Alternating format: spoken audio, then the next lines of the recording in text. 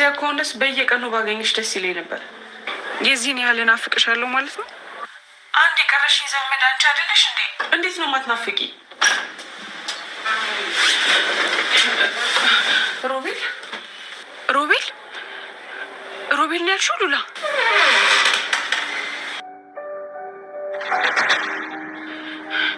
ሮቤል በዚህ ሰዓት አንቺ ክፍል ውስጥ ምን ያደርጋል? ሄሎ፣ ይሄ ውሻ በዚህ ሰዓት አንቺ ክፍል ምን ያደርጋል? ሉላ ሄሎ ሄሎ፣ ሉላ ሄሎ፣ ይሄ ውሻ እዛ ምን ሊያደርግ ነው? ሄሎ፣ ምን ሊያደርጋት ነው? ይቅርታ የኔ ውድ፣ መልሼ ስደውልሽ እኮ ስልክሽ አይሰራም። እውነቴን ነው፣ በጭንቀት ልቤ ባፌ ልትወጣ ምንም አልቀረኝም ነበር። ያ ውሻ ምን አባቱ ሊሰራ ነው ክፍልሽ ድረስ የመጣው? ሲጀምር በዛ ሰዓት እዛ ምን ያደርጋል? ሳሎን ሳጣሽ ነው ልፈልግሽ የመጣሁት ብሏል። አታስቢ፣ አሁን ግን ወደ ቤቱ ሄዷል። አላውቅም ሉላ፣ በእርግጥ የኔ ሀሳብ ከሮቤል ጋር እያስመሰሉ መቀጠል ነበር፣ ግን ደግሞ በጣም ከባድ ነው። ከዛ ወሬ ጋር እያስመሰሉ መቀጠል በጣም ከባድ ነው። ለእኔ ምንም አይከብደኝም እህቴ፣ ብቻ ዘርፌ ልጣላት እንጂ ከማንም ጋር መጋፈጥ አያቅተኝም። እባክሽ ራስሽን እየጠበቅሽ ሉላ። ሉላ ዶክተር ሮቤልን በፍቅር ለማጥመድ የተቻላትን ሁሉ እየሞከረች ትገኛለች። ዶክተር ሮቤል የግዴታ የእህቷን ሀብትና ንብረት በስሟ እንዲያዞርላት በመጀመሪያ ደረጃ እሱን በፍቅር ማጥመድ ስለነበረባት ሉላ በስከ መጨረሻ ከንፈርህን ልሳምህ በማለት ነበረ እሱ ቅልጥ እንዲልላት እያደረገች የምትገኘው። ቤዛና ሉላ በስምምነታቸው መሰረት እየተነጋገሩ ነገሮችን ማካሄድ ከጀመሩ ሰነባብተዋል። እናም በእቅዳቸው መሰረት እየሄደላቸው ስለሆነ ቤዛ አሁን የተረጋጋ ህይወት እንደምትኖር ለራሷ እየነገረችው ትገኛለች። ሳሚና ኩቻ ደስ የሚል የፍቅር ጊዜ ካሳለፉ በኋላ ለቤዛ አሁን ሴት ሆንኩኝ እያለችም ስትነግራት ትገኝ ነበረ። ኩቻ እንግዲህ ሳሚ የመጀመሪያ ፍቅረኛዋ ማለትም ፍቅር ስትጀምር የመጀመሪያዋ እንደሆነም አይተናል። ሰላም ጤና ይስጥልኝ ውድና የተከበራችሁ የዩቲዩብ ቤተሰቦቼ እንዴት ናችሁ? እኔ እግዚአብሔር ይመስገን በጣም ደህና ነኝ። በያላችሁበት ሰላማች ይብዛልኝ እያልኩኝ እንኳን ወደ ቻናሌ በሰላም መጣችሁ እላለሁ። ለዚህ ዩቲዩብ ቻናል ደግሞ አዲስ ከሆናችሁ ላይክ፣ ሼር፣ ሰብስክራይብ በማድረግ ቤተሰብ ሆኑ። እንዲሁም ደግሞ ሀሳብ አስተያየትም ካላችሁ ኮሜንት ላይ አሳውቁኝ።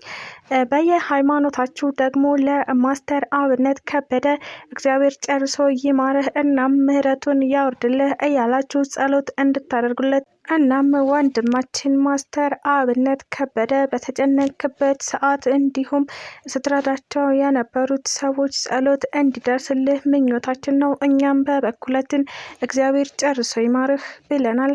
ለዛሬው ደግሞ ቤዛ ፊልምን ክፍል 83 ይዤላችሁ መጥቻለሁ። እስከ ቪዲዮ ፍጻሜ አብራችን ቆዩ።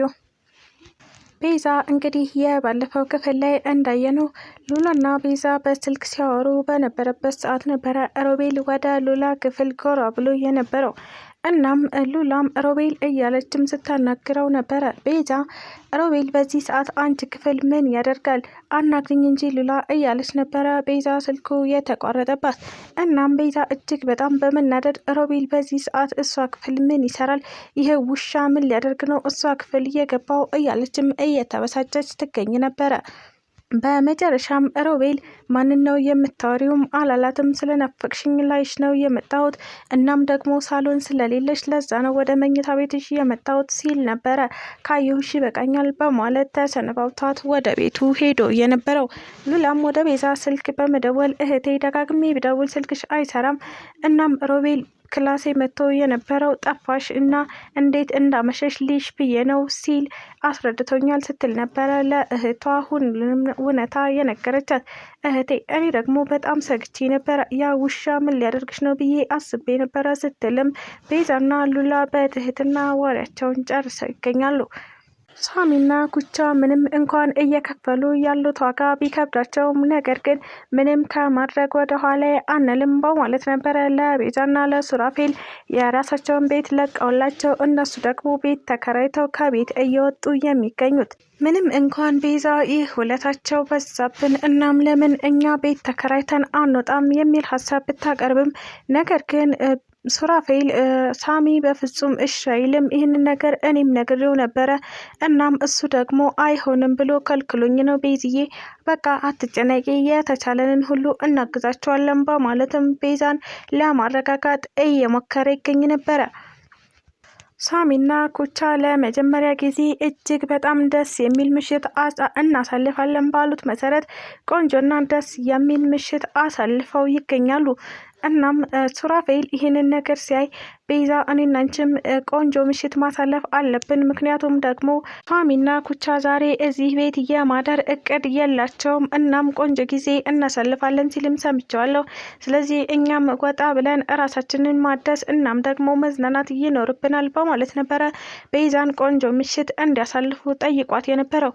ከረጅም ጊዜ በኋላ ቤዛ ይህ ነገር ቢያስደብራትም ነገር ግን ለሱራፌል ስትል እያንዳንዱ ነገር አድርጋለሁ በማለት ነበረ ተያይዘው እነሱም ቆንጆ ጊዜ አሳልፈው የነበረው። ከዛም ሲመለስ ኩቻ ቤዛ ጉዳይሽ እንዴት ሆነ ስትል ቤዛን ለማናገር እየሞከረች ትገኝ ነበር። ቤዛም ይልቁንስ የኔን ጉዳይ ተይውና አዳርሽ እንዴት ነበረ? ዛሬ ደግሞ ፍክትክት ቁንጂት ብለሻል፣ ምንድን ነው የተገኘው? ስትልም ኩቻን ለማሳፈር እየሞከረች ትገኛለች። ኩቻም አይ ቤዛ ምንም አልተፈጠረም፣ ምነው ፊቴ ላይ አስታውቁብኛል እንዴ? ያን ያክል ያሳጣል እንዴ? ስትል ነበረ እየቀበጣጠረች የምትገኘው። አይ ኩቻ ተይው በቃ ብቻ ግን ከረጅም ጊዜ በኋላ እንዲህ ደስተኛ ሆነች ሳይሽ እኔ በጣም ደስ ብሎኛል፣ ላንቺ እኔ ደስ ብሎኛል ስትል ነበረ ደስታዋን የገለጸችላት። ኩቻም በመደነባበር አይ ቤዛ በቃ አታሳፍሪኝ፣ እኔም ከረጅም ጊዜ በኋላ ይህንን ነገር ስጠብቀው ነበር፣ እናም አሁን ሴት ሆንኩኝ ማለት ነው እያለችም ደስታዋን እየገለጸችላት ትገኝ ነበር። እንዴ እስከ ዛሬ ሴት አልነበርሽም እንዴ? ዛሬ ብራምባር ሰበረሎ ነው ማለት ነው እያለችም ቤዛ እየቀለደችባት ትገኝ ነበር። ታይ ቤዛ ከዚህ በላይ አታሳፍሪኝ በማለትም ጨዋታ እንዲቀይሩ አደረገቻት። ሳሚም ለረጅም ጊዜ ሲጠብቀውና ሲጓጓለት የነበረውን የፍቅር ግንኙነት ካደረገ በኋላ አሁን ከዚህ በኋላ እኮ እኔና አንቺ አቶና ወይዘሮ መባያችን ነው፣ እናም ለዚህ ነገር ደግሞ እጅግ በጣም ደስተኛ ነኝ ሲል ነበረ ኩቻ ነግሯት የነበረው። ሉላም በመጨረሻ ከዶክተር ሮቤል ጋር በመስማማት የአክስቴን ገንዘብ በስሜ አድርግልኝ ስትል ነበረ የሊዛን ገንዘብ በስሟ ለማስመለስ እየሞከረች የምትገኘው። ዶክተር ሮቤልም እንዴት አሰብሽው ይህንን ነገር ሲል ጠይቋታል። ሉላም አክስቴ ሳታውቅ እኔ እናንተ ይህን ነገር ተስማምተን ማድረግ እንችላለን። ለዘላለም ሳምናት የነበረች አክስቴ ናት። እናም አሁን ደግሞ ይህንን ክደት ስለፈጸመችብኝ በጣም አዝኛለሁ። አክስቴንም ልበቀላት እፈልጋለሁ ስትል ነበረ ዶክተር ሮቤል እንዲያግዛት እየጠየቀችው የምትገኘው። እሱም ታዲያ እኔ በምን አይነት መንገድ ላግዝሽ እያለ እያውጣጣትም ይገኛል። ነገር ግን ዶክተር ሮቤል እሱና ሉላ አውርተው የጨረሱትን ጉዳይ ዞር ብሎ ለአክስቷ ማለትም ለዘርፌ መናገሩ የማይቀር ጉዳይ ነው። ምክንያቱም ከዚህ በፊት ሉላ ያቀረበችለትን የስምምነት ጥያቄ ሲሯሯጥ ሄዶ ለዘርፌ ነግሯት ስለነበረ እናም አሁን እያቀዱ ያሉትን ነገር በድጋሚ ለዘርፌ ከመናገር ወደ ኋላ አይልም ብዬ አስባለሁኝ። ዶክተሩና ዘርፌ በጋራ እየሰሩ ስለሆነ እሱም ደግሞ በዛ የሚመጣው ገንዘብ ሳይሆን በዘርፌ በኩል የሚመጣው ገንዘብ ይጠቅመኛል ብሎ በማሰብ ከዘርፌ ጋር ሸሪክ ሆኖ እየሰራ ይገኛል። ሉላ ደግሞ ይህንን አጋጣሚ ረገጥ አድርጌ መሄድ አለብኝ በማለት ምክንያቱም ዶክተሩ አያዝና ሁኔታው ስላልተመቻት በሌላ መንገድ እሱን አምጄ ገንዘቡን ማስመለስ አለብኝ በማለት ነበረ ከዶክተር ሮቤል ጋር የፍቅር ግንኙነት እንዲኖራት ለማድረግ እየሞከረች የምትገኘው። እሱም ሲጃጃል ይህ ነገር እውነቷን ነው በማለት ወደ ፍቅር ይገባል ብዬ አስባለሁኝ። እናም በፍቅር ከተጠመደ በኋላ ምናልባትም ሙሉ ልቡን እንዲሁም ደግሞ የዘርፌን ሀብትና ንብረት ለሉላ ያዞርላታል ብዬ አስባለሁ። እናም ሉላ ደግሞ ስለ ሚስቱ የጠየቀችውም ጥያቄ ነበረ። አንተ እኮ ባለትዳር ነህ፣ እንዴት እስከ እኔ ጋር ልትማገጥ ትችላለህ? እያለችም ስትጠይቀው ትገኝ ነበር። ሮቤልም ሉላን ለማሳመን አይ ትዳሩ እኮ የፍቺ ፕሮሰስ ላይ ነው ያለው፣ ስለዚህ ከሚስቴ እፋታለሁ እናም ደግሞ አንቺን አግብቼ እኖራለሁ እያለም የልብልብ እየሰጣት ይገኝ ነበር። በዚህ ነገር ተጠቅማ ሉላ ደካማ ጎኑን አግኝቻለሁ ብላ በማሰብ አሁን እንዳፈቀረችው እያስመሰለች መኖር ስላለባት ይህንን ነገር እያደረገች ትገኛለች። ስለተከታተላችሁኝ አመሰግናለሁ። ለቻናሌ ደግሞ አዲስ ከሆናችሁ ላይክ፣ ሼር፣ ሰብስክራይብ በማድረግ ቤተሰብ ሁኑ። እንዲሁም ደግሞ ሀሳብ አስተያየትም ካላችሁ ኮሜንት ላይ አሳውቁኝ።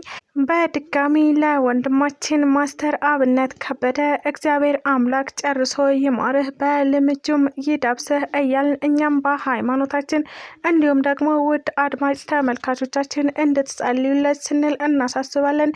ድንግል ማርያም ከነ ልጇ ትድረስልህም እንላለን። አመሰግናለሁ። ኢትዮጵያ ለዘላለም ትኑር እያልኩ ሰናበታችኋለሁ።